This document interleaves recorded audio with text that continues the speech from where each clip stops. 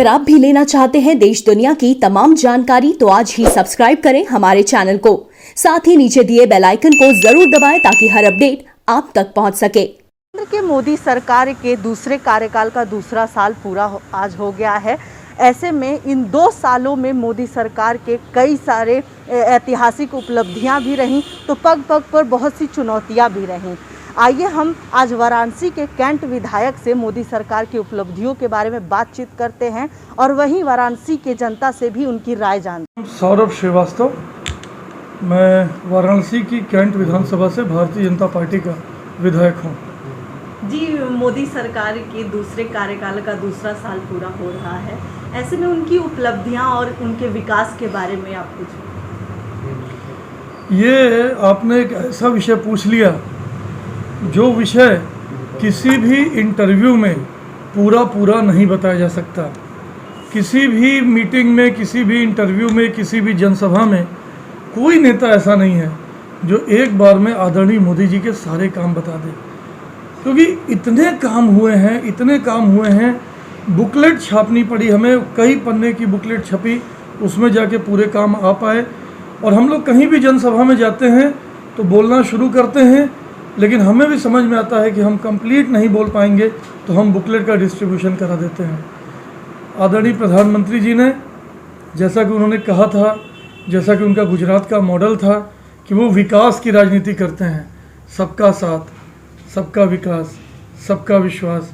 पहली बार इस देश में ऐसा हुआ है कि सरकार किसी एक धर्म, किसी एक पंथ, किसी एक जाति, किसी एक वर्ग की नहीं है, सबकी सरकार है, सबके लिए काम करती है। मैं जब आपने बोला, सबसे इम्पोर्टेंट काम उन्होंने जो किया, हमारे देश की, हमारे प्रदेश की, हमारी काशी की बहुत बड़ी आबादी थी जो सर पे छत नहीं था। आदरणीय प्रधानमंत्री जी ने प्रधानमंत्री आवास योजना के तहत आपके ग्रामीण क्षेत्रों में 3 करोड़ और नगरीय क्षेत्रों में 2 करोड़ आवास देने का लक्ष्य लिया और उत्तर प्रदेश में 40 लाख से अधिक आवास निर्मित या स्वीकृत किए जा चुके हैं। 40 लाख आवास में कितनी बड़ी आबादी आएगी, इसका आप अंदाज लगाइए। प्रधानमंत्री किसान सम्मान निधि उन्होंने उठाई। हमारे किसान भाई जो रात दिन मेहनत करके अन्न उपजाते हैं, उनके सम्मान के लिए 2000 करोड़ की 3 किस्तों में वर्ष में कुल 6000 रुपए की राशि किसानों को दी जाती है, 2000 रुपए की 3 किस्तों में। और उत्तर प्रदेश में 2 करोड़ 41 लाख किसानों को अब तक 27,286 करोड़ रुपए उनके खातों में हस्तांतरित किए जा चुके हैं। सबसे बड़ा काम उन्होंने ये किया कि कोई भी योजना है उसके लाभार्थियों को कैश ना देके उनके खातों में धन हस्तांतरित कराया, भ्रष्टाचार को बिल्कुल जीरो कर दिया। तो किसानों के खातों में 27,286 करोड़ रुपए हस्तांतरित किए जा चुके हैं। प्रधानमंत्री फसल बीमा योजना के अंतर्गत 1909.72 करोड़ की क्षतिपूर्ति का भुगतान किसान भाइयों को किया जा चुका है। किसान मानधन योजना के अंतर्गत 2,51,254 लाभार्थियों को इसका लाभ दिया जा चुका है।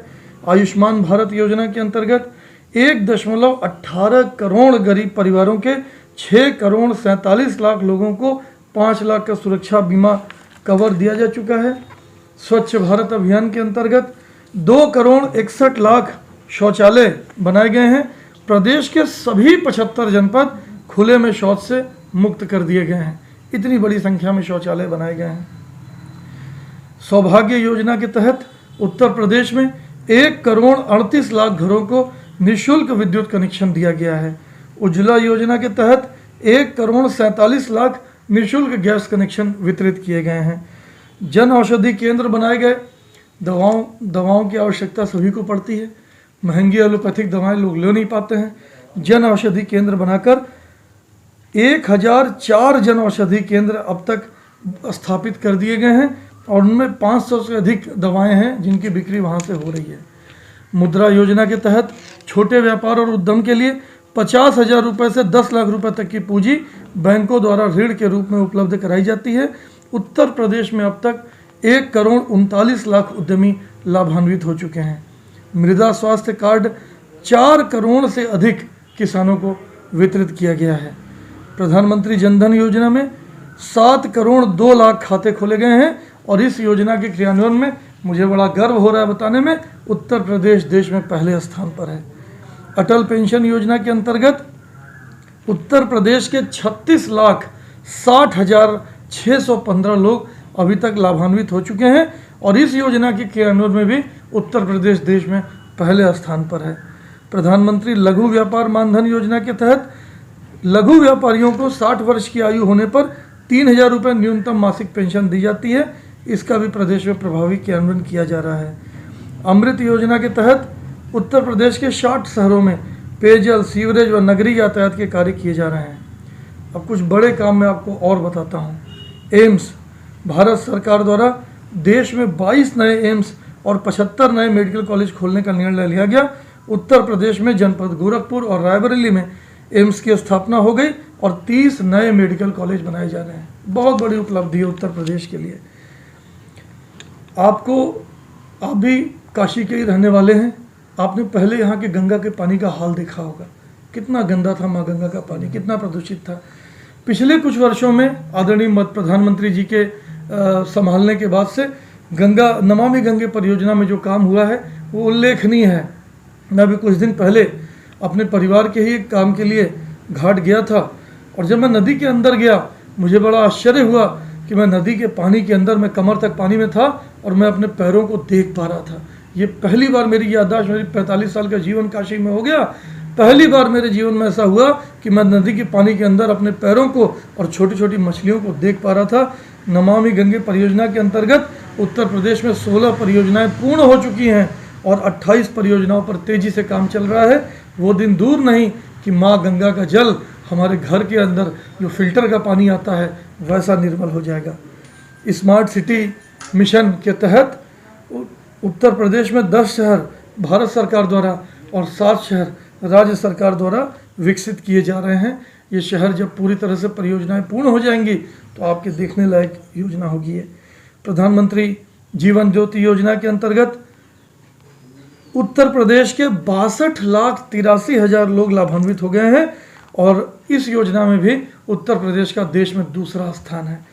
प्रधानमंत्री सुरक्षा बीमा योजना के अंतर्गत उत्तर प्रदेश में 2 करोड़ 38 लाख लोग अभी तक बीमित कर लिए गए हैं। सांसद आदर्श ग्राम योजना के तहत प्रत्येक संसदीय क्षेत्र के 8 गांवों को विकसित करने का लक्ष्य है। इस योजना पर भी बहुत तेजी से काम चल रहा है।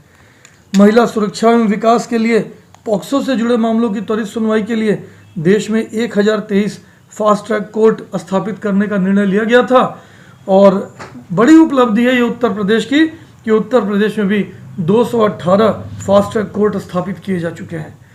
मिशन इंद्रधनुष के अंतर्गत उत्तर प्रदेश के लगभग 100% बच्चों का टीकाकरण कराया जा चुका है। 2,60,80,668 बिजली के LED बल्बों का वितरण किया गया है। इससे 4 वर्ष में विद्युत मांग में 2800 मेगावाट की कमी आई है और 1355 करोड़ रुपए की बचत हुई है। बड़ा काम हुआ है ये। अभी भी LED बल्ब का लगातार डिस्ट्रीब्यूशन किया जा रहा है। आप इस कार्यालय में बैठे हैं, यहाँ भी कहीं LED बल्ब रखे होंगे, ले आओ। यहाँ भी कहीं LED बल्ब रखे होंगे। हम अपनी गाड़ी की डिग्गी में LED बल्ब रखते हैं और जहाँ हम बड़े बड़े लाइट देखते हैं LED बल्बों का वितरण कराते हैं। हम लोग स्वयं भी कराते हैं। ऊर्जा गंगा योजना के तहत 2050 किलोमीटर की गैस पाइपलाइन जगदीशपुर से हल्दिया तक बिछाई जाएगी। उत्तर प्रदेश के पूर्वांचल क्षेत्र में करीब 20 लाख परिवारों को PNG कनेक्शन मिलेगा। प्रधानमंत्री ग्राम सड़क योजना के तहत प्रदेश में अब तक 56,862 किलोमीटर पक्की सड़कों का निर्माण किया जा चुका है। कौशल भारत योजना के तहत उत्तर प्रदेश में 13 लाख युवाओं का पंजीकरण हुआ है। 9.48 लाख युवाओं को प्रशिक्षण एवं 3.5 लाख युवा सेवायोजित किए जा चुके हैं। प्रधानमंत्री श्रमयोगी मानधन योजना के तहत संगठित क्षेत्रों के श्रमिकों को 3,000 रुपये मासिक पेंशन देने का प्रावधान है। उत्तर प्रदेश में अब तक 6,14,000 श्रमिकों का पंजीकरण किया जा चुका है। दीनदयाल उपाध्याय ग्रामीण योजना के तहत 10 लाख युवाओं को प्रशिक्षित किया जा चुका है और स्टार्ट अप इंडिया के तहत 3400 स्टार्टअप प्रोजेक्ट लॉन्च किए गए हैं। एक उड़ान योजना भी आई है, उसमें मेधावी छात्रों को स्कूलों से तकनीकी संस्थाओं तक आसानी से पहुंचाना और गणित और विज्ञान की निःशुल्क कोचिंग कराकर उन्हें सक्षम बनाना है, ये काम भी चल रहा है। प्रधानमंत्री सुकन्या समृद्धि योजना के तहत कन्याओं के लिए खाते खोलकर 14 साल तक उसमें पैसा जमा किया जाता है और 18 साल के उनके होने पर 50% धनराशि निकाली जा सकती है। 21 वर्ष पूरे होने पर परिपक्वता राशि मय ब्याज दी जा सकती है। ये राशि को कर मुक्त किया गया है। ये तो बड़ी बड़ी योजनाएं मैंने आपको बताई। आप चाहते थे कि मैं आपको काशी के बारे में कुछ बताऊं। प्रधानमंत्री जी के प्रति आभार व्यक्त करूंगा। रात दिन करके उन्होंने जिस तरह से काम कराया, आज कोरोना पूरी तरह से नियंत्रण में है। न हमारे पास ऑक्सीजन बेड की कमी है, न हमारे पास वेंटिलेटर की कमी है, न हमारे पास ऑक्सीजन प्लांट की कमी है। और मेरे विधानसभा क्षेत्र में आदरणीय प्रधानमंत्री जी ने लाल बहादुर शास्त्री अस्पताल में एक ऑक्सीजन प्लांट भी लगवा दिया है। वहाँ भी ऑक्सीजन हम पेशेंट्स को देने में सक्षम हो पा रहे हैं।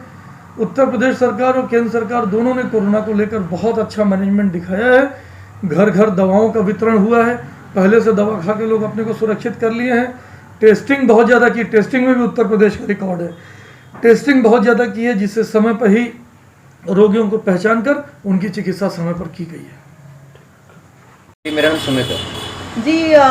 मोदी सरकार के लगातार दूसरे कार्यकाल शुरू हो गया, दूसरा साल शुरू हो गया है। इसमें उनकी उपलब्धियों के बारे में आप क्या कहना चाहेंगे? जी, उन्होंने भारत को काफ़ी अच्छे तरीके से संभाला हुआ है। हर एक स्टेट जो उनके अंडर थे उन्होंने काफ़ी अच्छे तरीके से उसको कवर किया है। और जितने जैसे कोरोना टाइम में उन्होंने लॉकडाउन वगैरह अच्छे से लगा के, मतलब हर चीज़ सेफ्टी को लेके, हर रेगुलेशंस को लेके बड़े अच्छे तरीके से उनको कवर करके पूरा मतलब एक हम लोगों को बचाया ही है हर तरीके से। ऐसा नहीं कि मतलब कुछ लोग कहते हैं कि अभी भी कि भाजपा ऐसा कर रही, भाजपा ऐसा कर रही है, मतलब वो सुरक्षा नहीं दे पा रही और काफ़ी तरीके से उनको मतलब एक नेगेटिव तरीके से बताने की कोशिश कर रही है वो, लेकिन ऐसा है नहीं। काफ़ी पॉजिटिव वे में वो जा रहे हैं और बहुत अच्छा काम कर रहे हैं उस चीज़ को लेकर। जी, कोरोना काल में पग पग पे चुनौतियां आ रही हैं। इसमें कई लोग कह रहे हैं कि आत्मनिर्भर भारत का एक सपना, जो सपना ही रह जाएगा, उस पर आप क्या कहना चाहेंगे? आत्मनिर्भर बड़ी अच्छी बात है। ये हमें बचपन से सिखाया जाता है कि अपने से निर्भर बनना सीखो, मतलब किसी के डिपेंड ना रहो किसी पे। तो ये चीज़ उन्होंने भी अच्छी चीज़ बताई है। और वैसे भी वो कई मतलब पुरानी बातों को लेकर भी अच्छे से उभरे हुए हैं। काफ़ी स्वच्छता को लेकर भी हो गया और बाकी अदर काम भी हो गए, तो सबको लेकर अच्छे से कर रहे हैं। जी, हम बात करें मोदी के संसदीय क्षेत्र की, तो आप इसके बारे में क्या कहना चाहेंगे? बनारस में किस तरह का बदलाव है, क्या है, कैसा माहौल है सरकार, मोदी सरकार बनने के बाद? जी, बनारस में देखिए जैसे कि अभी जितनी सड़कें वड़कें थी, जितनी सड़क वगैरह इतनी खराबी थी, सब अच्छी हुई उनके। कितनी बार वो आते हैं चेक करने के लिए, कितनी बार सीएम भी आते हैं चेक करने के लिए, तो हमेशा सही रहता है। और रही बात जैसे गंगा जी को लेके देख लीजिए, वो पूरी साफ़ हो चुकी है उसके बाद से। मतलब उन्होंने अपने बैनर तक लगवाए थे दूसरों को दिखाने के लिए कि नहीं, हमें गंदगी नहीं दिखानी है, हमें साफ़ सफाई रखनी है इस चीज़ को लेके। और बाकी आप देख ही सकते हैं कि यहाँ पे कोई ऐसा मतलब कोई गुंडा राज भी नहीं अब तो, मतलब कम हो गया है इस चीज़ में, बहुत चीज़ें हैं ऐसे लेके। मोदी सरकार के दूसरे कार्यकाल का दूसरा साल पूरा हो रहा है। आप क्या कहना चाहेंगे, किस तरह की उपलब्धियां उन्होंने प्राप्त की है और जनता उनके इस कार्यकाल पर किस तरीके से रिएक्ट करें? मोदी जी का कार्यकाल जो है वो सराहनीय है और मोदी जी जो कार्य कर रहे हैं उसके पीछे जनता खड़ी है, लेकिन उनकी स्पीड ने थोड़ा सा काम को ख़राब किया हुआ है। अगर मोदी अपनी स्पीड कम कर दें तो काम जो हो रहा है उसका इम्प्लीमेंट पहले करा लें, उसके बाद नए काम का शुरुआत करें तो ज़्यादा अच्छा रहेगा। और मोदी जी का एक ये बहुत बड़ा जो क्रियाकलाप है वो जनता को समझ में आएगा। जी, अभी कोरोना काल चल रहा है, जो उनका ये साल रहा बहुत ऐतिहासिक साल रहा, तो कोरोना काल चल रहा है, ऐसे में बहुत सी परेशानियां भी आ रही हैं, बहुत से लोगों के मन बदल रहे हैं, बीजेपी के लिए बहुत से लोग उभर कर आ रहे हैं, उसके लिए आप क्या कहेंगे? देखिए, मोदी जी की किस्मत एक तरह से कह लीजिए ख़राब है। जो तमाम तरह की परेशानियां आ रही हैं, इसमें कोरोना भी है, भूकंप भी है और तमाम तरह की बाढ़, ये वो प्रॉब्लम सारी आ रही है। ये झेलते हुए आगे बढ़ रहे हैं, ये बड़ी अच्छी बात है और इन्होंने बड़ी अच्छे तरीके से देश को संभाला है, इसके लिए मोदी जी धन्यवाद है। लेकिन अगर मोदी जी अपनी स्पीड स्लो कर लें तो शायद इस देश का और बढ़िया सा विकास हो पाएगा। जी, आत्मनिर्भर भारत के बारे में आप क्या कहना चाहेंगे? आत्मनिर्भर भारत तो बनना चाहिए, लेकिन एक बहुत बड़ी गलती है जो मैं आपके माध्यम से बताना चाहूँगा कि डिजिटल इंडिया जो है ना, ये आत्मनिर्भर भारत को ख़राब कर रहा है। और डिजिटल इंडिया की वजह से हमारा भारत फिर से एक बार लुंड हो रहा है और हम उसे सही नहीं मानते। और आत्मनिर्भर भारत तो तभी हो सकता है जब मेक इन इंडिया सफल हो।